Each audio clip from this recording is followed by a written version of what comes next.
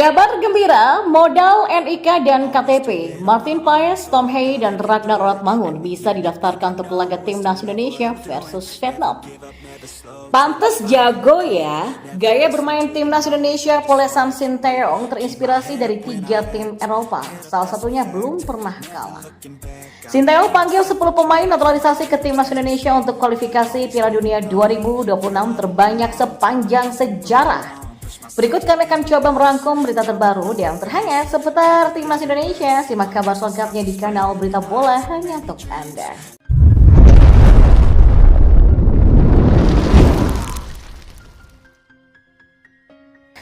Modal nomor induk kependudukan atau NIK di kartu tanda penduduk atau KTP Martin Paes, Tom Hey, dan Ragnar Ratmangun bisa didaftarkan untuk laga Timnas Indonesia versus Timnas Vietnam. Benarkah begitu?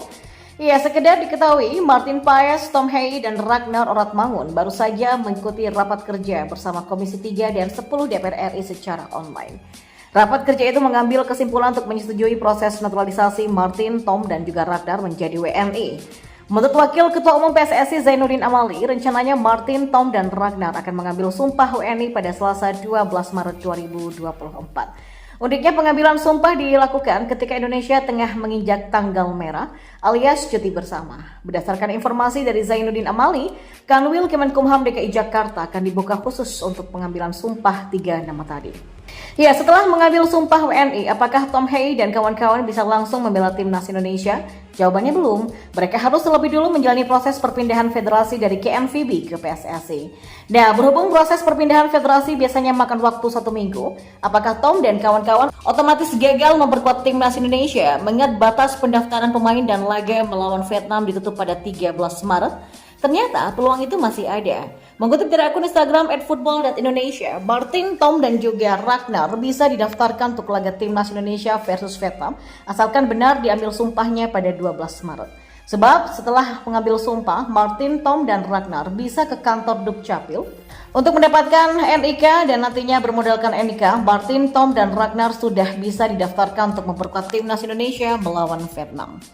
Sekarang harapannya, Tom dan kawan-kawan benar-benar bisa diturunkan melawan Vietnam. Kehadiran mereka dibutuhkan demi menumbangkan Vietnam kandang dan tandang pada 21 dan 26 Maret di lanjutan kualifikasi Piala Dunia 2026 zona Asia. Pelatih Timnas Indonesia ternyata selama ini mengkombinasikan taktik dari 3 juru taktik dunia untuk dijadikan sebuah gaya permainan skuad Garuda. 3 pelatih dunia yang dijadikan referensi Sinteyong adalah Roberto De Zerbi, Xabi Alonso, dan Pep Guardiola. Diketahui Roberto De Zerbi merupakan pelatih asal tim Liga Premier Inggris Brighton and Hove Albion FC, sementara Xabi Alonso merupakan juru taktik asal klub Bundesliga Bayern Leverkusen, dan ternyata selama ini Sinteyong mengadaptasi taktik mereka untuk membuat gaya permainan baru bersama Timnas Indonesia. Sinteyong mengakuinya secara langsung ketika wawancara bersama perwakilan Football Manager 2024 di Korea Selatan. Jauh sebelum menjadi juru latih Timnas Indonesia, ternyata pada masa lalunya Sinteyong pernah mengadaptasi taktik dari Arsene Wenger yang saat itu merupakan pelatih Arsenal. Pelatih asal Korea Selatan menambahkan faktor penting dalam permainan sepak bola bukan hanya taktikal saja, namun dibutuhkan dorongan moral kepada anak asuhnya. Menurut Sinteyong, moral mempengaruhi pemain ketika mereka bertanding di atas lapangan. Saya itu selalu menyukai hubungan yang dekat dengan para pemain, sering melakukan hal yang sama dengan tim. Dan bahkan ketika kami sudah dipastikan lolos ke babak 16 besar, saya pikir ini menunjukkan bahwa kami punya hubungan yang baik dengan pemain, kata Sinteyong. Prestasi yang sebelumnya didapat Sinteyong adalah peringkat 2 Piala AFF 2020, semifinalis Piala AFF 2022, medali perunggu SEA Games 2021 sampai peringkat 2 Piala AFF U23 2023. Sejarah baru yang berhasil dicapai Sinteyong adalah Timnas Indonesia untuk pertama kalinya lolos ke babak gugur atau lolos dari grup Piala Asia. Hal tersebut tercipta ketika Garuda mengikuti Piala Asia 2023, Indonesia lolos ke 16 besar meski kalah dengan skor 0-4 dari Australia. Di sisi lain, Sinteyong juga menciptakan sejarah baru di Timnas Indonesia yang memanggil 10 pemain naturalisasi dalam satu agenda pertandingan terbanyak sepanjang sejarah. PSSI sebelumnya merilis 28 pemain Timnas Indonesia untuk laga kontra Vietnam di kualifikasi Pildun 2026 zona Asia pada 21 dan 26 Maret. Dari daftar ini terdapat 10 pemain naturalisasi yang masuk ke dalam skuad. 6 diantaranya merupakan wajah lama yang sebelumnya telah menghiasi skuad utama, yakni Jordi Amat, Sandy Wallace, Justin Hubner, McLeod, Ivan Jenner, Rafael Struijk, dan McLeod.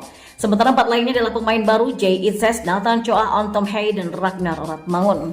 Dari 4 nama tersebut, 3 pemain sebenarnya belum resmi menjadi WMI karena proses naturalisasi Ragnar Tom baru saja disetujui Komisi 10 dan Komisi 3 DPR RI pada hari ini, Kamis 7 Maret. Sedangkan Nathan masih harus melakukan pengambilan sumpahnya. Ini adalah skuad timnas Indonesia dengan komposisi pemain naturalisasi terbanyak. Di Piala Asia kemarin ada 7 pemain naturalisasi yang masuk dalam tim utama. Dan ini menjadi rekor terbanyak sebelum akhirnya dipecahkan dengan pemanggilan untuk laga lawan Vietnam yang terbaru ini. Sintayong memang mengedepankan kehadiran pemain naturalisasi untuk memperkuat timnas Indonesia. Sejak memimpin skuad Garuda di tahun 2019 silam, sudah ada 11 pemain yang menjalani proses perpindahan kewarganegaraan. 10 nama masuk dalam daftar pemain kali ini, sedangkan 1 pemain lainnya yaitu Shani Patinama. Back asal klub KS Yupen ini absen karena cedera.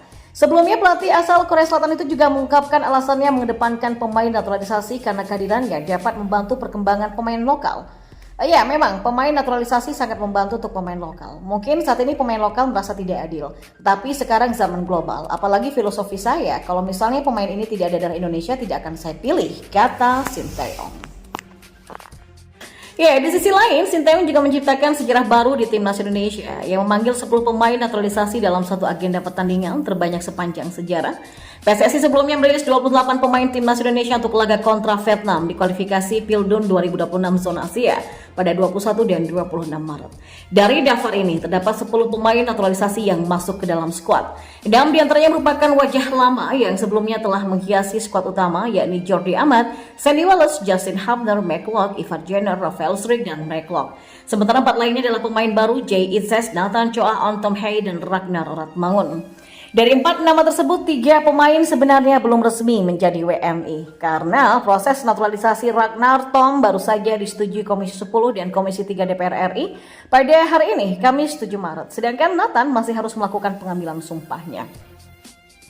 Ini adalah skuad timnas Indonesia dengan komposisi pemain naturalisasi terbanyak. Di Piala Asia kemarin ada 7 pemain naturalisasi yang masuk dalam tim utama. Dan ini menjadi rekor terbanyak sebelum akhirnya dipecahkan dengan pemanggilan untuk laga lawan Vietnam yang terbaru ini. Sintayong memang mengedepankan kehadiran pemain naturalisasi untuk memperkuat timnas Indonesia. Sejak memimpin skuad Garuda di tahun 2019 silam, sudah ada 11 pemain yang menjalani proses perpindahan kewarganegaraan. 10 nama masuk dalam daftar pemain kali ini, sedangkan 1 pemain lainnya yaitu Shani Patinama. Back asal klub KS Yupen ini absen karena cedera. Sebelumnya pelatih asal Korea Selatan itu juga mengungkapkan alasannya mengedepankan pemain naturalisasi karena kehadirannya dapat membantu perkembangan pemain lokal. Ya, memang pemain naturalisasi sangat membantu untuk pemain lokal. Mungkin saat ini pemain lokal merasa tidak adil, tapi sekarang zaman global, apalagi filosofi saya, kalau misalnya pemain ini tidak ada dari Indonesia, tidak akan saya pilih, kata Sintayong.